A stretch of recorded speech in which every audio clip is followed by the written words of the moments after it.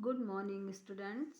गिरधरदास मुंदड़ा बाल भारती माध्यमिक विद्यालय के यूट्यूब चैनल में आप सब बच्चों का एक बार फिर से स्वागत है। आज हम कक्षा 10 विषय हिंदी के अंतर्गत लेंगे पाठ 7 छाया मत छूना, जिसके कवि हैं गिरिजा कुमार माथुर जी। ये देखिए, गिरिजा कुमार माथुर जी का जन्म सन 1918 में गुना मध्य प्रदेश में हुआ। प्रारंभिक शिक्षा झांसी उत्तर प्रदेश में ग्रहण करने के बाद उन्होंने एमए अंग्रेजी व एलएलबी की उपाधि लखनऊ से अर्जित की।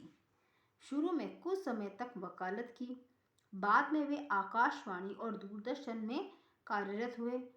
उनका निधन सन 1994 में हुआ।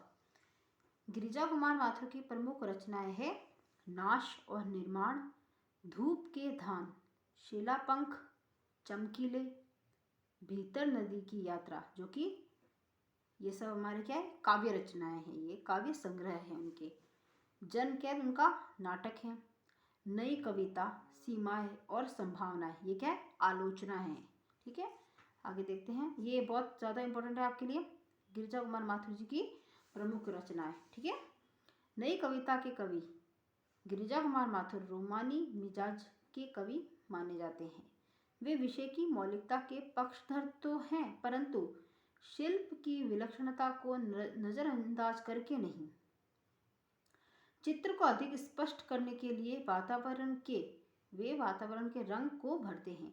वे मुक्त छंद में ध्वनि सामप्य के प्रयोग के कारण तुक के बिना भी कविता में संगीतात्मकता संभव कर सके हैं। भाषा के दो रंग उनकी कविताओं में मौजूद हैं। वे जहाँ रोमानी कविताओं में छोटी छोटी ध्वनि वाले बोलचाल के शब्दों का प्रयोग करते हैं, वहीं क्लासिक मिजाज की कविताओं में लंबी और गंभीर ध्वनि वाले शब्दों को तरजीह देते हैं। तो इसके अंतर्गत ये है गिरिजा कुमार माथुर जी का कवि परिचय। आप इसे अपनी कॉपी में करेंगे। ठीक है, अब हम जानते हैं इनके द्वारा लिखी गई कविता छाया मत छूना का परिचय। ये देखिए, छाया मत छूना कविता के माध्यम से कवि यह कहना चाहता है कि जीवन में सुख और दुख दोनों की उपस्थिति है। जीवन में सुख और दुख दोनों ही आता जाता रहता है। विगत के सुख को याद कर वर्तमान के दुख को और गहरा करना तर्कसंगत नहीं है। मतलब कि हमें पुराने दिनों के सुख को याद कर वर्तमान में दुखी नहीं होना चाहिए। कवि के शब्दों में इससे दुख दूना होता है। क्या है कवि के शब्द? दुख दूना होता है, मतलब कि दुख क्या दुगना हो जाता है, मतलब इससे ज़्यादा हो जाता है। विगत की सुखद काल्पनिकता से चिपके रहकर वर्तमान से पलायन की अपेक्षा कठिन यथार्थ से रूबरू होना ही जीवन की प्राथमिकता होनी चाहिए। कवि यहाँ कहते हैं कि बीते हुए पल, मतलब अतीत का जो सुखद पल है, जो कि काल्पनिकता से हमें चिपक कर नहीं रहना है और हमें वर्तमान में पलायन करना चाहिए और मुश्किल से मुश्किल वास्तविकता से हमें रूबरू होकर जीवन को ही प्राथमिकता देनी चाहिए। कविता अतीत की स्मृतियों को भूल वर्तमान का सामना कर भविष्य का वर्णन करने का संदेश देती है। कवि क्या कहते हैं कि जो अतीत की यादें हैं वे भूल जाओ और वर्तमान का सामना करो। भविष्य का वर्णन को मतलब कि भविष्य में हमें अपनी बातों को, अपने दूसरी चीज़ों को हमें देखना है। हमें अतीत की यादों के सहारे नहीं जीना है। ठीक है, वह यह बताती है कि जीवन के सत्यों को छोड़कर उसकी छायाओं से भ्रमित रहना जीवन की कठोर वास्तविकता से दूर रहना है। कविता में रोमानी भावबोध की अभिव्यक्ति देखी जा सकती है। यहाँ पर रोमानी भावबोध की अभिव्यक्ति का मतलब है कि गिरिजा कुमार माथुर जी रोमानी कविताओं के शब्दों का उन्होंने अत्यधिक प्रभाव इस कविता में बताया है। ठीक है, आगे हम लेते हैं छाया मत छूना की सप्रसंग व्याख्या। ये देखिए, इसमें मैंने आपको पैराग्राफ्स बना रखे हैं, इसी हिसाब से आपको पैराग्राफ्स अपनी कॉपी में भी करना है। अभी हम सप्रसंग व्याख्या की ओर चलते हैं। उससे पहले मैं कुछ आपको बता देती हूँ। इसमें छाया मत छूना मतलब कि परछाई को मत छूना। परछाई को हम भ्रम भी बोलते हैं, दुविधा भी बोलते हैं। दूना, दूना का अर्थ क्या होता है? दुगना। सुरंग मतलब सुंदर रंगों वाली। सुधियाँ, सुधियाँ मतलब स्मृतियाँ या यादें। मन भावनी, मन को अच्छी लगने वाली। छवियाँ मतलब क्या होता है? छवियों का है यादों में समाये रूप और दृश्य। ठीक है। यामिनी मतलब रात। कुंतल मतलब बाल। छुअन मतलब स्पर्श। क्षण, क्षण मतलब जीता जागता अनुभव। ठीक है। तो अब इसकी व्याख्या शुरू करते हैं। इसके अंतर्गत पहले हम यहाँ से लेके यहाँ तक पढ़ते हैं, उसके बाद में हम इसकी व्याख्या करेंगे। छाया मत छूना, मन होगा दुख दूना। जीवन में है सुरंग सुधिया सुहावनी। छवियों की चित्र गंध फैली मन भावनी। तन सुगंध शेष रही बीत गई यामिनी। कुंतल के फूलों की याद बनी चांदनी। भूली सी एक छुअन बनता हर जीवित क्षण। छाया मत छूना, मन होगा दुख दूना। इस पद्यांश में कवि गिरिजा कुमार माथुर जी बता रहे हैं कि जीवन के सुख और दुख दोनों की उपस्थिति है और अतीत के सुखों को याद करके वर्तमान में दुख गहरा नहीं करना चाहिए। उसी का भाव इन्होंने इन पंक्तियों में व्यक्त किया है।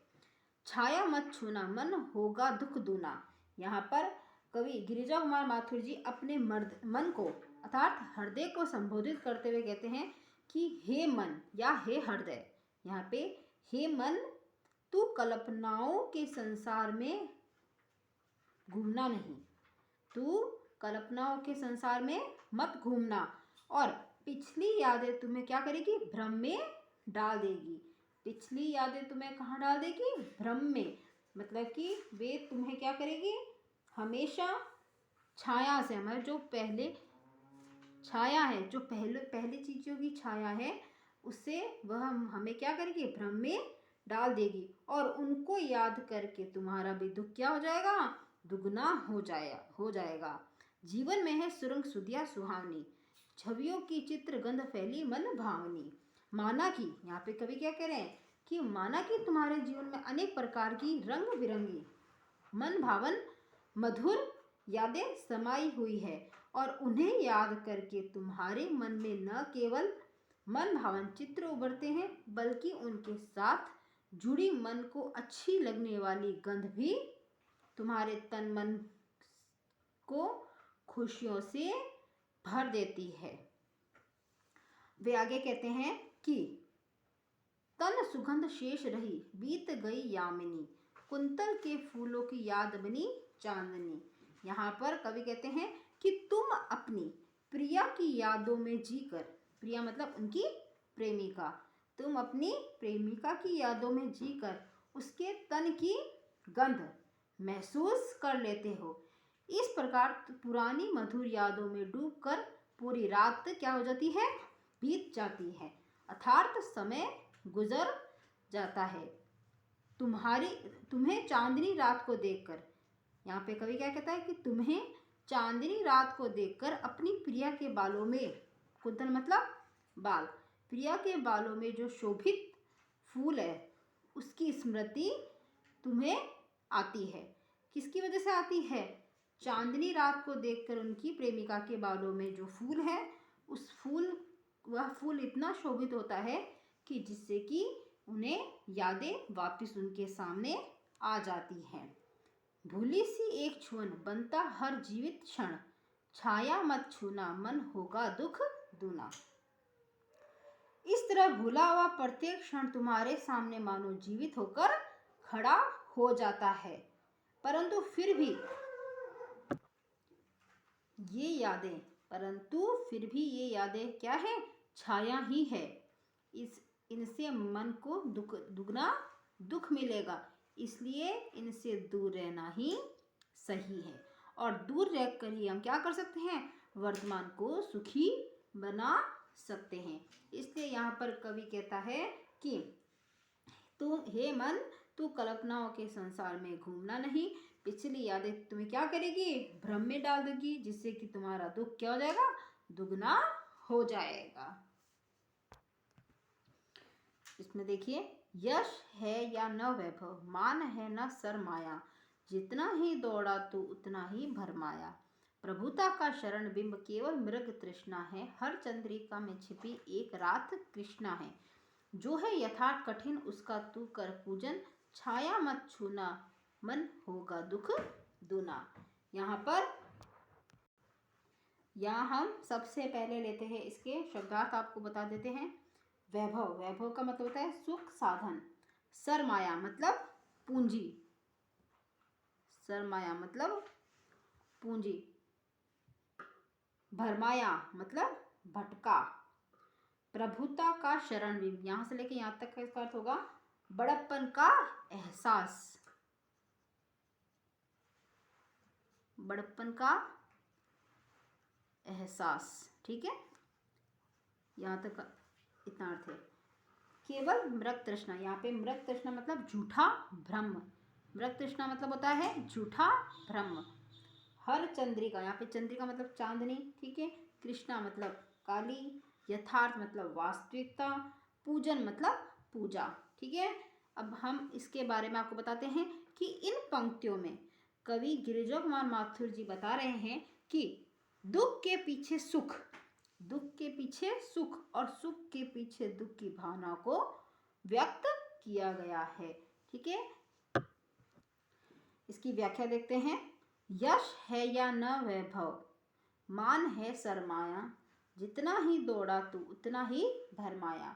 कवि यहाँ पर वास्तविकता का बोध कराते हुए कहता है कि इस संसार में न तो यश का कोई मूल्य है और न ही धन वैभव का, और न ही मान सम्मान से कोई संतुष्टि मिलती है, और धन दौलत से भी संतोष नहीं मिलता है।